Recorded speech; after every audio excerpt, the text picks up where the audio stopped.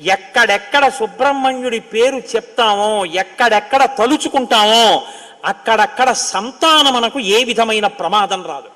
సుబ్రహ్మణ్యుడికి నమస్కారం చేస్తే కుజగ్రహ దోషం కూడా ఉపశమిస్తుంది. ఎక్కడెక్కడ షణ్ముఖుణ్ణి ఆరాధన చేస్తారో అక్కడ ఐశ్వర్యం పరిడవిల్లుతుంది. పక్కన ఉన్నటువంటి తమిళ దేశం, ద్రవిడ దేశంలో అంత ఐశ్వర్యం వచ్చింది, అన్ని పరిశ్రమలు వచ్చాయంటే కారణం ఏమిటో తెలుసా అండి? సుబ్రహ్మణ్యారాధన. వాళ్ళు విపరీతమైన సుబ్రహ్మణ్యారాధన చేస్తారు. సుబ్రహ్మణ్య ఆరాధనం చేసినా, షణ్ముఖుడికి ప్రదక్షిణం చేసినా, ఆయనకి నమస్కారం చేసినా జ్ఞానము, ఐశ్వర్యము, సంతానమునకు క్షేమము, ఆయువు, ఆరోగ్యము అన్నీ కలుగుతాయి. అంత శక్తివంతమైనటువంటి సర్గ ఈ షణ్ముఖోత్పత్తి సర్గ. అందుకే వాల్మీకి మహర్షి ఎప్పుడూ కూడా అసలు ఫలశ్రుతి చెప్పరు. కానీ ఈ షణ్ముఖోత్పత్తి గురించి చెప్పిన తర్వాత, అందుకే షణ్ముఖుడికి ఉన్న గొప్పతనం ఏమిటో తెలుసా అండి?